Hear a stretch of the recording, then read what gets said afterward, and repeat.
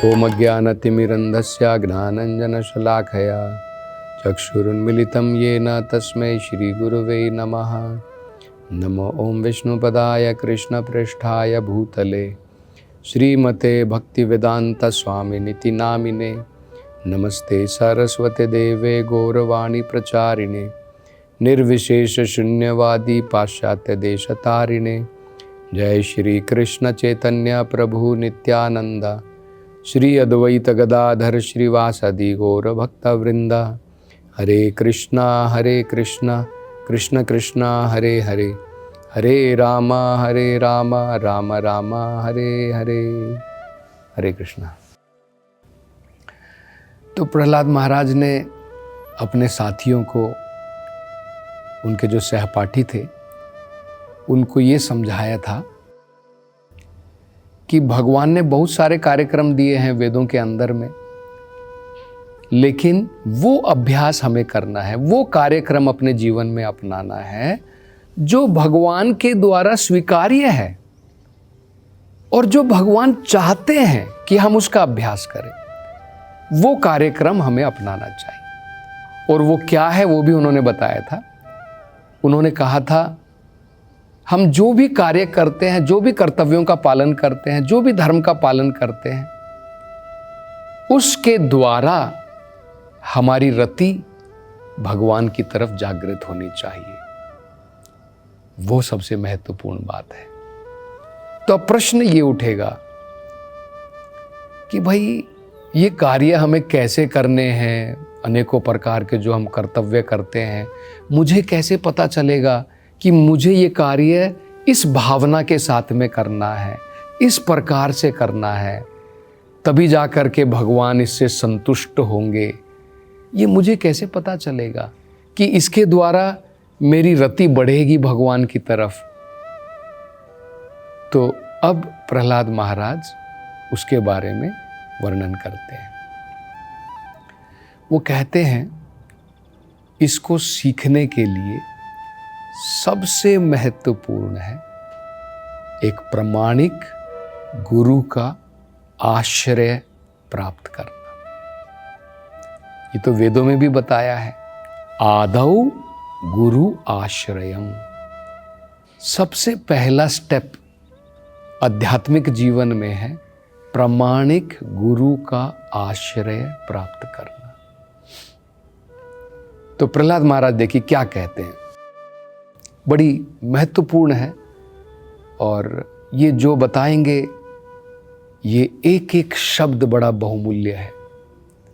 अगर हम ये अपने जीवन में अपना लेते हैं तो उसमें कोई संदेह नहीं है कि हम भगवान की भक्ति में बड़ी तीव्रता के साथ में प्रगति कर पाएंगे। देखिए वो क्या कहते हैं। पहला, गुरु शुश्रूषया भक्तया। पहले वो कहते हैं प्रामाणिक गुरु की शुश्रूषया का मतलब होता है सेवा। सबसे पहली इंपॉर्टेंट है भक्ति के साथ में, प्रेम के साथ में प्रामाणिक गुरु की हमें सेवा में लगना चाहिए। हम सोचेंगे नहीं, प्रामाणिक गुरु की सेवा में क्यों लगे, हम तो डायरेक्ट भगवान की सेवा में लगेंगे। ये भगवान देखिए भक्त वत्सल है। भक्त वत्सल का मतलब है भगवान को अपने भक्त बहुत प्रिय हैं। भगवान को अपने भक्त अत्यंत प्रिय हैं। भगवान ये चाहते हैं कि अगर हम भगवान की सेवा में लगें तो उन भक्तों की दिशा दिखाने पर लगें जो भगवान को अत्यंत प्रिय है, क्योंकि उन्होंने ये अपने जीवन में स्वयं आचरण किया है कि भगवान की सेवा कैसे की जाती है। अब अगर हमें ये पता ही नहीं है कि भगवान की सेवा कैसे करनी है। अब हम तो स्पिरिचुअल नहीं है, भगवान के साथ तो हमारा कोई टच नहीं है। अब हमें कैसे पता लगेगा कि भाई भगवान क्या कार्य करने से संतुष्ट होंगे, है ना। भगवान तो पूर्ण रूप से, जैसे अर्जुन बताते हैं, देखिए अर्जुन क्या कहते हैं, परम ब्रह्मा परम धामा पवित्रम परमम भवान। भगवान क्या है, कोई ऑर्डिनरी थोड़ी है कि मैं भगवान से पूछ लूँ भगवान आपको क्या अच्छा लगता है और भगवान कहें हाँ मुझे ये अच्छा लगता है तुम ये कर दो। हमारी परिस्थिति अभी क्या है, हम अज्ञानता से भरे हुए, हम कल्मशों से भरे हुए हैं, अनेकों प्रकार के अनर्थ हैं, हमारी इंद्रियां गंदगियों से भरी हुई हैं, हमारे मन में काम है, क्रोध है, वासनाएं हैं। अब जरा सोचो, इन सब चीजों के साथ में हम क्या भगवान से संपर्क बना सकते हैं? जो भगवान पूर्ण रूप से शुद्ध हैं, परम ब्रह्मा है, परम धाम है, पवित्रम है, परमम है, उन भगवान से हम कहां संबंध बना सकते हैं?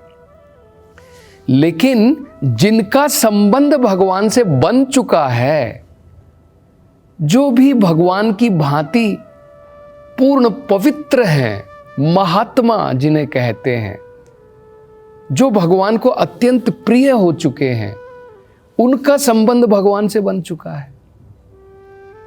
उनकी कृपा से हम भी भगवान की सेवा कर सकते हैं, उनके माध्यम से कर सकते हैं। गुरु जो होते हैं, देखिए ये बड़ी महत्वपूर्ण बात है समझनी, पारदर्शी होते हैं। पारदर्शी का मतलब होता है ट्रांसपेरेंट। आपने देखे होंगे ना, ग्लास कई प्रकार के होते हैं। हम विंडो में, हमारी खिड़कियों में ग्लास लगाते हैं, अलग अलग प्रकार के ग्लास होते हैं। कुछ ग्लास ऐसे होते हैं रोशनी पूरी चली जाती है, एब्जॉर्ब नहीं होती है, जो बाहर है आपको पूरा दिखाई देता है। कुछ ग्लास ऐसे होते हैं जो धुंधले होते हैं, हम लोग उसको भी लगाते हैं अपनी खिड़कियों में ताकि अंदर क्या है बाहर क्या है लोग सही प्रकार से ना देख पाएं। जैसे बाथरूम में लगाते हैं ना, उस प्रकार के ग्लास लगाए जाते, कोई अंदर ना देख सके। और इनको कहते हैं ट्रांसलूसेंट। और दीवार होती है वो ओपेक होती है, उसमें तो रोशनी बिल्कुल बाहर नहीं जा सकती है। गुरु का मतलब क्या होता है, वो बिल्कुल पारदर्शी है, ट्रांसपेरेंट है। कैसे ट्रांसपेरेंट है, देखिए इस प्रकार से है। भगवान की जो कृपा है, जो हमें उपलब्ध नहीं है, हमें तो उपलब्ध नहीं है, हम तो उस लेवल पर नहीं है कि हम भगवान की कृपा प्राप्त कर सकें। लेकिन गुरु जो बादल की भांति है, जो भगवान सागर की भांति, देखिए ये जो उदाहरण है बहुत सुंदर उदाहरण है वेदों का। भगवान सागर है करुणा के, गुरु बादल की भांति है, जो करुणा के सागर का पानी लेकर के आते हैं। अब सागर का पानी तो आप नहीं पी सकते हैं, सागर का पानी आपको डायरेक्टली उपलब्ध नहीं है, आप नहीं पी पाएंगे उस पानी को। लेकिन बादल की कृपा से वही पानी समुद्र का बादल में जाता है, इवेपोरेट होता है, शुद्ध हो जाता है, आप तक पहुंच जाता है। इसी प्रकार से गुरु हैं। भगवान की कृपा हमें डायरेक्टली तो प्राप्त नहीं है, हमारा भगवान से क्या संबंध है? हम तो नीच हैं, पापी हैं, अनेकों प्रकार के अनर्थों से भरे हुए हैं। हमारा कहाँ से संबंध बनेगा? हमें कहाँ से भगवत कृपा प्राप्त होगी? लेकिन जो शुद्ध हो चुके हैं, जो महात्मा है, जिनको प्राप्त हो चुकी है, वो बड़े दयालु हैं। वो चाहते हैं कि भगवान की कृपा हमें भी प्राप्त हो। तो डायरेक्टली भगवान से तो नहीं प्राप्त होती है, लेकिन भगवान के ये प्रिय भक्त हैं, ये भगवान की कृपा बादल की भांति भगवान से वो कृपा लेकर के हमें प्रदान करते हैं। तो एक ये हो गया, भगवान की कृपा हम जीवों को प्रदान करते हैं जो उनके शिष्य बनते हैं प्रामाणिक, इस प्रकार के महात्मा के। दूसरा, ये तो हो गई भगवान की कृपा हमें प्रदान करने के लिए। अब हमारी सेवा, हम तो भगवान की सेवा करना चाहते हैं। हम चाहते हैं कि जो मैंने भोग लगाया है वो भगवान ले ले, ग्रहण कर ले। अब डायरेक्टली, जैसे हम तो अनर्थों से भरे हुए हैं, हम भगवान से क्या प्रार्थना कर सकते हैं। लेकिन गुरु के माध्यम से वो इतने कृपालु हैं कि अगर हम कितने भी अनर्थ से क्यों ना भरे हों, अगर वो रिकमेंड कर देते हैं तो हमारा काम बन गया। जैसे इस संसार में भी आप देखिए, विचार कीजिए, एक बहुत बड़े आदमी है, प्राइम मिनिस्टर है या प्रेसिडेंट है, उनसे हम कहाँ मिल सकते हैं? संभव नहीं है, बड़ा मुश्किल है। लेकिन मान लीजिए कोई व्यक्ति जो उनसे बहुत क्लोज है, वो अगर किसी न किसी प्रकार से आपको रिकमेंड कर दे प्राइम मिनिस्टर जी को या प्रेसिडेंट को कि इनसे आप थोड़ा मिल लीजिए, आधा घंटा आप इनको दे दीजिए, उनकी बात को मान करके हमें समय मिल सकता है। ठीक इसी प्रकार से प्रामाणिक गुरु जो महात्मा होते हैं वो भगवान को अत्यंत प्रिय है। हमारी सेवा वो भगवान को अर्पण करते हैं।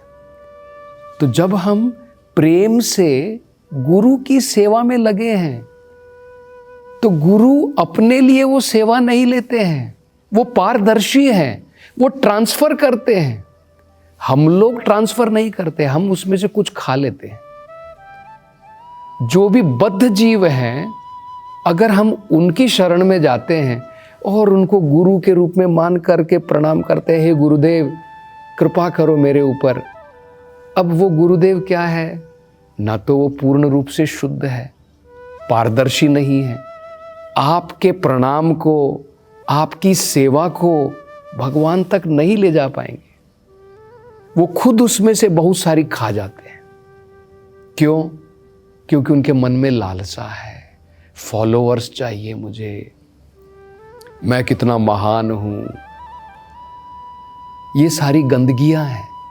जब व्यक्ति पूर्ण रूप से शुद्ध होता है, वो केवल भगवान का रिप्रेजेंटेटिव है। जब कोई उन्हें प्रणाम करता है, वो ये नहीं सोचता है कि ये मुझे प्रणाम कर रहा है। उनकी भावना ये है, ये तो भगवान के लिए प्रणाम है, केवल मैं अपना कर्तव्य निभा रहा, मैं तो इसका दास हूं। गुरु अपने आप को अपने शिष्य का दास समझता है, भावना उस प्रकार की होती है। लेकिन अपने कर्तव्य का पालन वो करता है। अगर शिष्य को डांटना है तो डांटना भी पड़ेगा, लेकिन गुरु की भावना इस प्रकार की है। ये जीव जो है ये भगवान की शरण में जाना चाहता है। तो गुरु भगवान का पूर्ण रिप्रेजेंटेटिव है।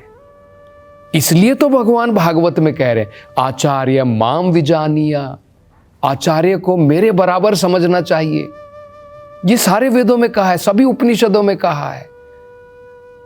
जितनी भक्ति, जितना प्रेम हमें भगवान के ऊपर है, जितनी श्रद्धा, उतनी ही, उससे बिल्कुल कम नहीं, उतनी ही श्रद्धा, उतनी प्रेम, उतनी भक्ति के साथ हमें गुरु की सेवा में लगना चाहिए।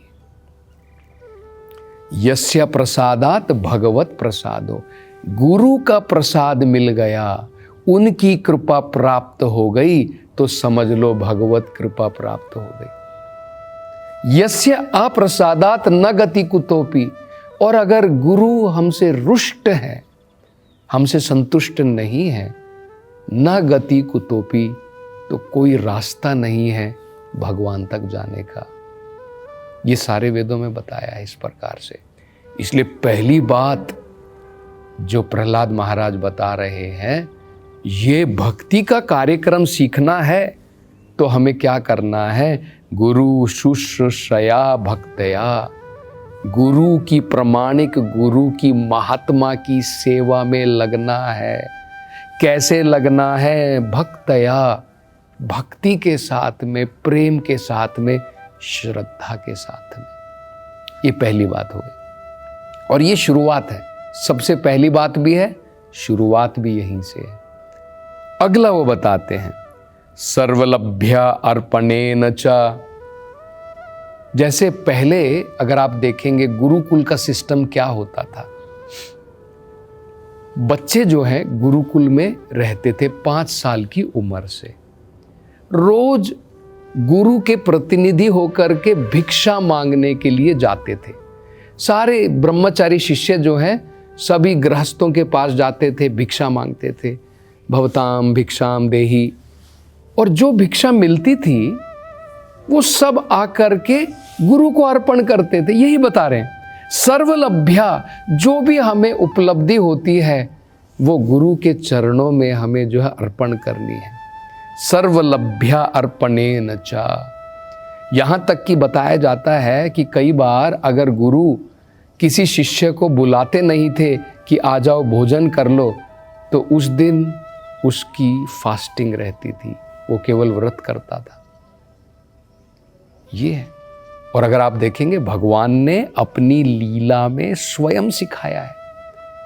संदीपनी मुनि, उन्होंने जिनको अपना गुरु बनाया था, भगवान को किसी को गुरु बनाने की जरूरत नहीं है, लेकिन भगवान ये हमें दिखाना चाहते हैं अपने आचरण के द्वारा कि भगवान ने किस प्रकार से नीचवत की तरह अपने गुरु की वो सेवा में लगे थे।